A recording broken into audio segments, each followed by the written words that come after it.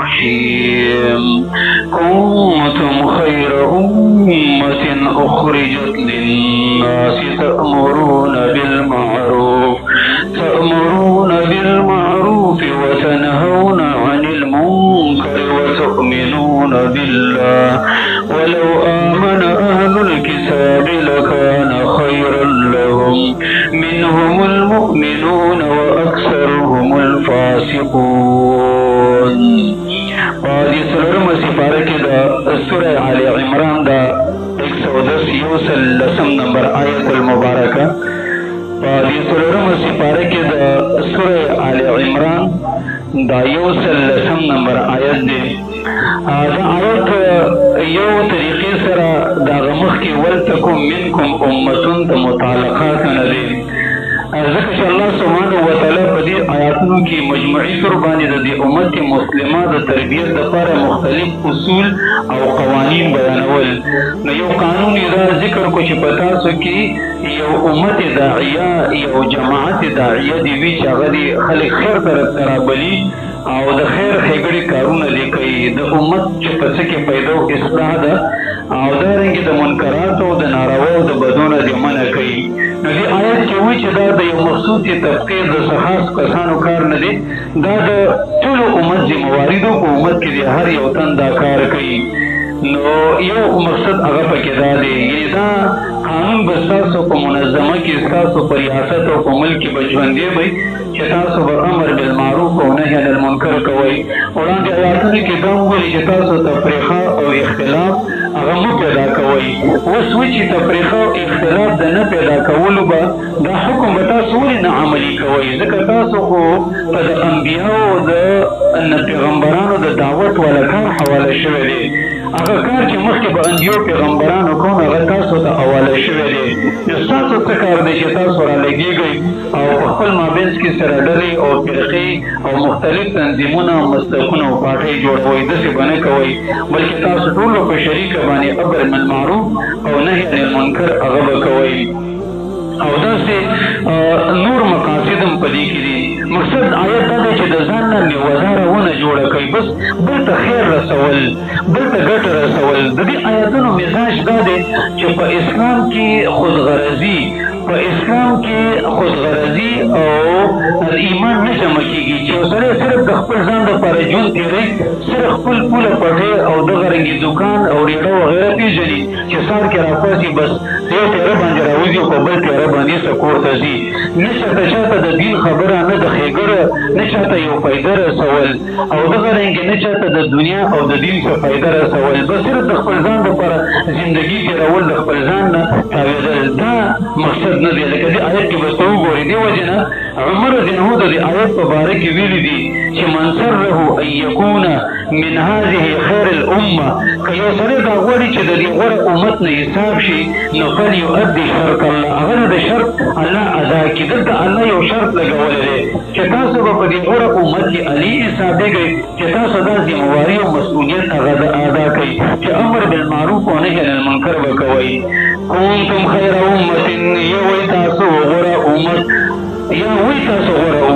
کنتم وی تاسو خیر امت غوره او بهترین امت اخرجت للناس چې تاسو راویستلی شوی د خلکو د پیدې دپاره. تأمرون بالمعروف، نو تاسو به امر کوئ، ښودنه به کوئ په معروف او په نیکۍ باندې. وتنهون عن المنکر، او دارنګې تاسو به منع کوئ د بدۍ نه. وتؤمنون بالله، تاسو به ایمان راوړئ په الله تعالی باندې. حدیث کې راغلی دی، نبي صلی الله علیه وسلم فرمایي انتم تتمون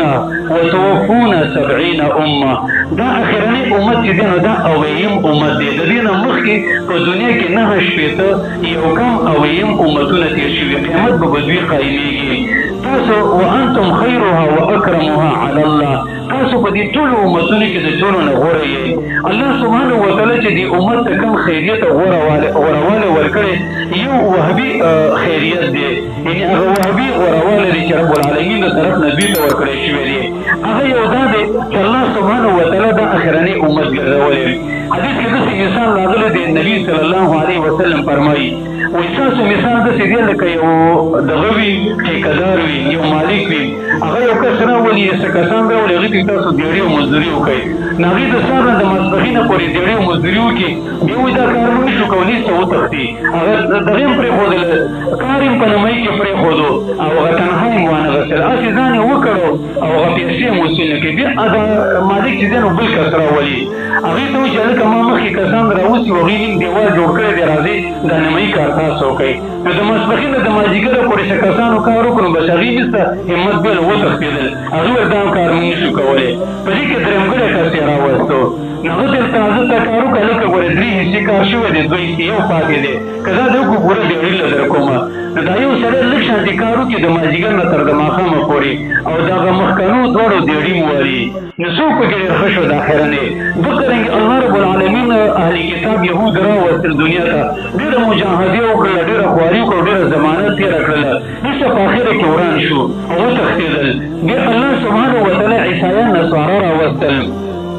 هغې د ماسپښینه د مازدیګره پورې کار وکړو هغې وروسته وتښتېدل نو الله سبحانه وتعالی اخره کې دا امت راوستو نو ګوره زمانې هم لږه ده زندګي هم لږه ده دوراني هم لږه ده خو لیکن د یهودو د نصاراو نه زیاته ګټه وکړه د یو خیریت په دې معنې دویم خیریت د دې وجې نه دی چې الله سبحانه وتعالی اخرنی آسماني کتاب هغه دې امت ته ورکړی دی دارنګې حدیث کې راغلي چې د قیامت په ورځ باندې د اهل محشر دا 120 صفه یو سل شلي شپږ شلي صفونه به دا به صرف د جنتینو به ومن ذلك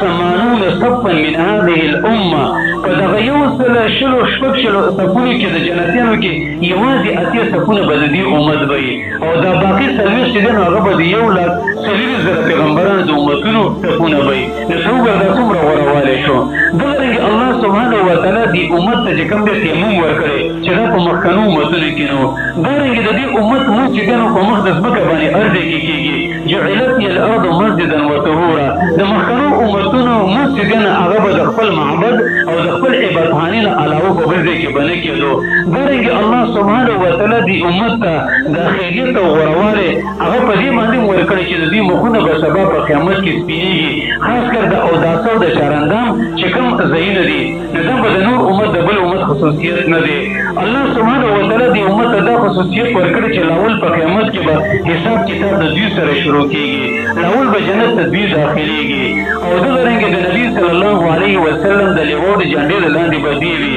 او دغرنګې دې امت ته چې غوروالی میلاو شوی دی نو اهل علمو یو د هغې وجې دا هم ذکر کړي وانما حازت هذه الامه قذب السابق الى الخيرات بنبيها محمد صلى الله عليه وسلم الله دې امت ته غوروالی د محمد رسول الله صلی الله علیه وسلم په وجه ورکړي چې هغه اشرف الخلق دی او اکرم الرسل دی او خاتم النبیین دی د هغه په طریقه باندې که چا معمولي غوندې عمل وکړو الله سبحانه وتعالی ته ناشنا اجر او ثواب ورکوي نو دې ته وهبي غوروالی ویلی کېږي او کسبین د زړونه د امت ډېر صفا دي دلته چې له دا کومه وجه ذکر کړې ده تأمرون بالمعروف وتنهون عن المنکر تاسو به امر کوئ په معروف باندې او منع به کوئ د منکر نه د دې یو معنی دا ده نبي صلی الله علیه وسلم د دې آیت داسې تفسیر هم کړی دی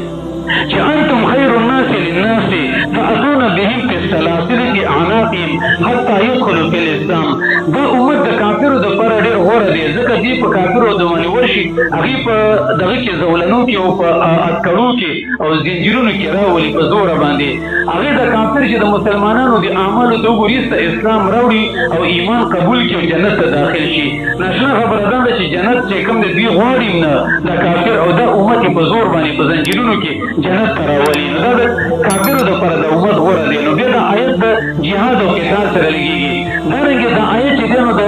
دعوت الله او د تبلیغ د دې سره هم لګېږي خو دلته دا خبره یاد ساته چې معروف معنا دا معنا ده چې کل ما عرف فی الشرع حسنه هر هغه کار چې په شریعت کې د هغې حسن او ښکلا معلوم وي او دغرنګې د منکر نه مراد هغه کار دی چې په شریعت کې د هغې قباحت او نکارت او بدوالی هغه معلومي. دلته تاسو ګورئ د انسانیت دپاره په دنیا کې مختلف د خیر ښېګړې کارونه کېږي. څوک د اسپتال جوړوي او څوک چې کوم دی نو سیلاب دستګان لره دغه کوي چاندي کوي پیسې ورکوي او څوک اسپتالونه جوړوي روډونه او سړکونه او د انسانیت او د بشریت په نوم باندې مختلف قسمه اصلاحي او فلاحي کارونه کېږي. خو دلته د امر بالمعروف او نهي عن المنکر کې د ټولو نه غوره کار ویلې وجه دا ده چې دا الحسنات دی چې دا کار وشي دا نور پکې په خپله راځي. یتیمانانو د کونډو رونډو سره مدد کول دا خپله په دې کې راځي. نو دلته آیت کې مقصد هم دا دی چې د دې امت اهمه ذمواري هغه دا ده چې دا به معروف ته به امر کوي، هغې ته به خلک رابري او د منکر نه به بیا چې کوم دی منع کوي. او دې کې یو مخصوصه طبقه یو مخصوص کار نه دی مراد. ډېر خلک چې کوم دی هغه امر بالمعروف نهي عن المنکر کوي، د قرآن درس کوي، حدیث هم وایي، مدرسه هم چلوي. خو تاسو یقین وکړئ رب العالمین چې ډېر کرت نظر نه وي. موږ بد ګمان نه کوو، خو ګمان کوو، لیکن دا حقیقت دی چې ډېر خلک صرف د یو تنظیم دپاره د یو پارټۍ دپاره د یو مخصوصې فرقې دپاره دا کار کوي چې صرف زما فرقه زیاته شي او زما تنظیم ته زما مدرسې ته خلک ډېر راشي او الله ته پکې بلکل توجه هم نه وي. نه دا به د الله سبحانه وتعالی دپاره دا کار کېږي. او د دې نه دا معلومېږي چې غوره هدیه هغه ده چې چا ته رب العالمین وښودو او دغه رنګې آخرت ته متوجه کړي، قرآن یې درته وښودو او دوی چې لکه مرګ را روان دی. زموږ په دې زمانه کې که چا څه د 10 روپو احسان دی وکړو، نغدې پیسې دې ورکړې، دا ورته ډېره غټه ښېګړه ښکاره کېږي. که یو سړي ته د دین خبره کې قرآن او حدیث ده نو په هغې کې چې کوم دی دا ورته دومره غټه خبره نه ښکاره کېږي، دا ورته معمولي خبره. زموږ ستاسو معاشره داسې جوړه شوې، تاسو ګورئ د دین په نامه چې کوم کارونه کېږي د قاري او د امام تنها ته ګوره او د لیکچرر او د پروفیسر تنها ته بیا ګوره او د هغه مراعاتو ته بیا ګوره او د هغه سره چې کوم دغه کېږي. یا چې موږ ماشوم له ټیوشن له کوم دغه راولو، موږ د هغې نفي نه کوو، لیکن دا زموږ مزاج داسې جوړ شوی دی چې موږ ته د دین کارونه د دین نه متعلق چې څومره شعبې دي دا موږ ته داسې معمولي او هلکه ښکاره کېږي. وجه دا ده چې دا معامله دا دغه ده چې کوم دی د قرضو ده، د نغدو نه ده. او چې په دنیا کې کالج یونیورسټي ده، په هغې کې موږ ته نغده سروس او نوکري معلومېږي چې د بچي نه انجینر او ډاکټر او دغه رنګې فلان او فلان جوړېږي. ځکه په هغې کې زموږ دلچسپي هغه زیاته وي. الله سبحانه وتعالی دې ځای کې دا ښځې سازي کړي چې تاسو به امر بالمعروف نهي عن المنکر به کوئ. د دې نه دا معلومېږي هغه انسانان چې دي نو هغه په دې غوره امت کې نه دي داخل چې هغه صرف خپل پوله پټې کټې او دغه رنګې دوکان او تجارت او خپل مارکېټ او منډۍ پېژني. او اوس په دې قصه کې نه چې هلکه د دې دغه چې کوم دی د دین دپاره څه کول پکار دي، مجاهده پکار ده. دلته الله رب العالمین په دې اهل کتابو باندې د آیت کې وروسته رد کړی دی، ولو آمن اهل الکتاب لکان خیرا لهم. اهل کتابو خو ایمان راوړي، موسی علیه الصلاة وسلام یې منو، عیسی علیه الصلاة وسلام یې منو او دغه رنګې تورات او انجیل یې منو. دلته دا خبره څنګه کړې؟ دلته مقصد هم دا دی چې دوی کې غیرتي ایمان نه و. دوی کې غیرتي ایمان نه مراد دا دی چې د دوی په وړاندې باندې به ګناهونه کېدل، د دوی ته څه پروا نه وه. او دغه رنګې دوی په یهودیت نصرانیت کې د پیغمبر د راتګ نه یو تن هم نه و داخل کړی، هېچا ته دا دعوت نه ورکړی. نو ته اوس وګوره دغه خبره په موږ باندې هم ده چې یو سړی صرف خپل مونځ پېژني، خپل چې کوم دی روژه او دغه رنګې زکات وغیره، او اوس د انسانیت د فلاحي او د بلایي خبره نه کوي چې خلک په دین کې داخل کړي او د الله د دین ترجماني وکړي. د دې وجې نه الله د دې امت ته بیا په دې وروسته آیت کې داسې ګیله غوندې کړې لکه د هغې بعضې پیسې به ذکر چې غوډله دې معنې ته ګوره. کنتم خیر امت، یا وایي تاسو غوره امت هم، یا وایي تاسو د پخوا نه د الله تعالی په علم کې غوره بهترین امت اخرجت للناس، چې تاسو راویستلی شوي د انسانانو د فایدې دپاره. تأمرون بالمعروف، نو تاسو به امر کوئ په معروف او په نیکۍ باندې، وتنهون عن المنکر، تاسو به منع کوئ د بدۍ نه، وتؤمنون بالله، دا لاسه کې خپله تاسو به ایمان لرئ په الله تعالی باندې. ولو آمن اهل الکتاب، که چېرې ایمان راوړی وی کتاب والو، لکان خیرا لهم، خامخا ضرور به ضرور دا د دوی دپاره ډېره غوره وه. منهم المؤمنون، ځینې په دې کې مؤمنان دي، هو اکثرهم الفاسقون، زیاتر د دوی نه نافرمان دي. د آیت بعضې فایدې به انشاءالله سباني درس کې ذکر شي. الله سبحانه وتعالی دې موږ او تاسو د دې آیت مصداق وګرځي او رب العالمین دې موږ په خیره امت کې داخل کړي. او الله سبحانه وتعالی دې زموږ او تاسو جان مال په امر بالمعروف نهي عن المنکر او د الله په خپل دین کې دې موږ استعمال کړي. رب العالمین دې زموږ تاسو خاتمه په ایمان باندې وکړي. دې ناسته مجمع کې چې د چا څه قسمه شرعي حاجتونه دي رب العالمین دې په سینو په زړونو باندې خبیر ذاتي د خپل غیبي خزانو یې پوره کړي. یا الله زموږ په دې امت مسلمه باندې چې کوم د آسماني آفتونه راغلي رب العالمین دا په خپل رحم او شفقت باندې بدل کړي. یا الله امت مسلمه جان مال ته خیر او خاتمه په ایمان کې صلی الله علیه وسلم.